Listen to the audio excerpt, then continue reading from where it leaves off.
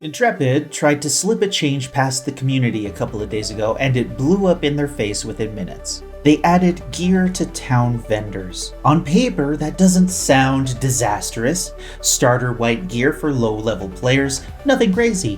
Until you notice they're level 10 and the price. These vendor items were cheaper than crafting them, undercutting crafters who spent days farming mats and gold just to produce the same gear at a slightly better quality.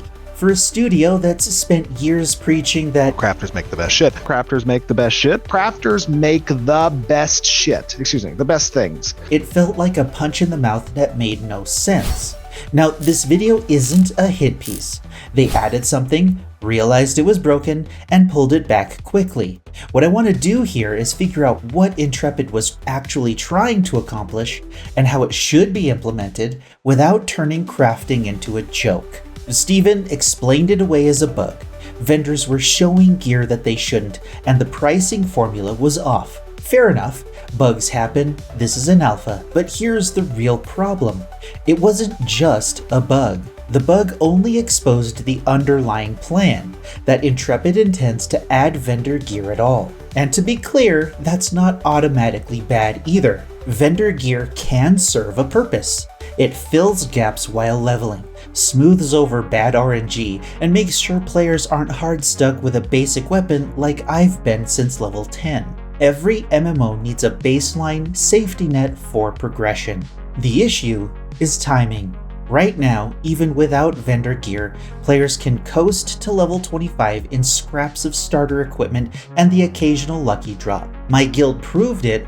Currently, every guild is proving it, with level 20 groups clearing content just fine as long as the tank has half-decent gear. Everyone else scraped by in whatever they'd cobbled together during their grind. So if starter gear already carries players, and crafted gear still isn't required for harder fights, what happens when vendors officially enter the mix? Unless the systems around it are fixed, vendor gear won't be a safety net like it's supposed to be. It'll be a shortcut around crafting. So, if vendor gear is going to exist, Intrepid needs to set the rules now. Otherwise, it risks becoming the easy bypass around crafting instead of the fallback it's supposed to be. First thing, mobs and gear need to be balanced so that crafted equipment is mandatory for harder content. Right now, groups in starter gear and random drops can brute force their way through fights they shouldn't. Polar's guild taking down Firebrand in the first week or the first weekend is proof of that. If mobs are tuned so you don't need the stats from crafted gear, vendor whites stay as filler, not a free pass. Second, mobs shouldn't drop anything better than common gear, period. When players can farm rare or even heroic and epic quality gear from mobs in Steel Bloom or wherever, crafting becomes irrelevant. The Flare Fresh Ripper, I think it's called, is the perfect example, at least for starter gear. A single drop that carries you into the 20s long before anyone can reasonably craft it or its equivalent. Vendor gear on top of that just piles on another shortcut. Third, crafting itself needs a reality check. Right now, recipes are bloated with mats and gold sinks that make the entire process feel like punishment. You're burning hundreds of resources and throwing gold into processing fees just to spit out gear that's barely competitive with mob drops. And crafters are forced to sell that gear at a price that other players will feel is overpriced because they don't understand how much it costs to make the damn thing. And that's the real danger when you introduce vendor gear. If crafting already feels like the worst option, then cheap white gear at a vendor doesn't come in as a safety net. They come in as a better deal. Why sink days into gathering slate molds, oak timber, grem hides when a level 20 vendor costs pocket change? If Intrepid actually wants crafters to matter, the system has to be streamlined. Vendors can't feel like relief from a broken crafting loop. And fourth, white gear has to stay firmly at the bottom. It should exist only to patch holes in your loadout, not as a viable set you can wear for hours and hours of content. Right now, if vendor white gear let players clear starred mobs or dungeon bosses, that's not filler, it's progression.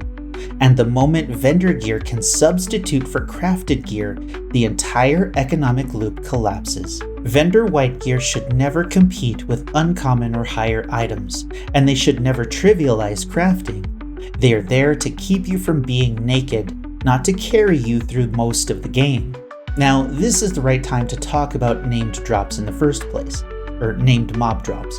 In Final Fantasy XI, they were called Notorious Monsters, so for now, I'm going to call them notes, for short. Maybe it'll catch on. Right now, every note drops gear at uncommon quality or higher. Intrepid tries to justify it by lowering drop rates as the quality goes up, but that misses the point. If crafters are supposed to make the best gear, that has to include note drops. The way it works now is backwards. Notes shouldn't be dropping fully formed weapons that outclass everything you can craft at a bench. They're too easy to farm, too repeatable, and too rewarding for the effort. That recent glitched mob in Carfin is the perfect example. Yes, the mob was glitched, but it was dropping easy gear, and the event, regardless of the timer, can be repeated in the future and will drop these completed items that are better than a lot of crafted gear, and for the effort especially. But that's why players grind mobs like that. It's accessible, it's farmable, and it skips right past the ridiculous crafting recipes meant to gate power progression. The fix for this is extremely simple. Notes should drop recipes and rare crafting materials, not finished items, period. If regular mobs can throw out white gear, that's enough for filler. Notes should instead provide the components that let crafters create the special gear, the gear that truly deserves the crazy recipe lists. That way crafters stay central, notes stay special, and farming doesn't become a shortcut around the entire economic system. Now, it's easy to fly off the handle and turn this into rage bait, but as testers, our job is more than just venting. We need to point out where things feel broken, propose solutions, and also recognize what Intrepid is trying to do with the bigger picture. Yes, the recipe lists look bloated, but look at the market now. Resources are already getting cheaper as supply ramps up, and eventually they're going to hit a stable price floor. The real imbalance right now is between what it costs to craft an item and what it's actually worth compared to drops and vendor whites around the same level. That is not sustainable, and it's feedback Intrepid needs to hear and actually do something about. What they owe us in return is communication, clarity on how they see this system evolving, instead of leaving us to stew in anxiety about the current state of the game. For now, all we can do is test the system, give civil but honest feedback, and keep pressing for changes that make crafting feel meaningful instead of optional. It would be nice to see new recipes actually show up at crafting benches, or to bring the anvils up to the same level of content density as the Riverlands, but right now, starting in the anvils feels like a detour. You end up running back to the Riverlands just to find points of interest like Carfin or Darigal Estates. That level of depth should exist in the desert, the tropics, and Junedark also. To be fair, maybe that's what the Harbinger update is testing. Corruption first, then expansion to other regions. There's no point in spreading a system across the entire map before it's proven to work. But here's my worry. The November Harbinger update is coming, and the game's economy and crafting systems are nowhere near stable. Dropping another system in with new resources and recipes into that mess is asking for disaster, especially if players can farm mobs for gear and bypass crafters all over again. Another annoying thing is the inventory. Picture this. You need 300 corrupted oak, but you only managed to farm 299. Then the corruption fades and you're stuck with useless mats clogging your inventory until the event cycles back. That's the kind of pain point that could make the holiday season in Ashes of Creation rougher than anyone expects. Considering the recent missteps and the current state of crafting, I wouldn't be shocked if Intrepid delays Harbingers to buy themselves time. And honestly, that might be the smarter move, but that's a problem for another video. At the end of the day, vendor gear isn't the enemy. Bad systems are. If Intrepid treats it as a safety net, something that plugs gaps without competing with crafters, then it can work. But if it becomes a shortcut around crafting, then the entire economy collapses before it even has a chance to stabilize. The same goes for notes, for recipes, for harbingers. Every new system has to reinforce the idea that crafters matter, or that half of the foundation of the game crumbles.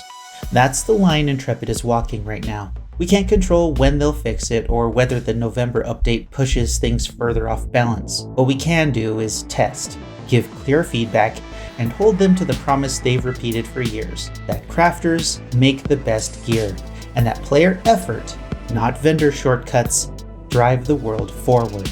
Because if they lose that, they lose what makes Ashes of Creation different in the first place. That's all for today. You're welcome.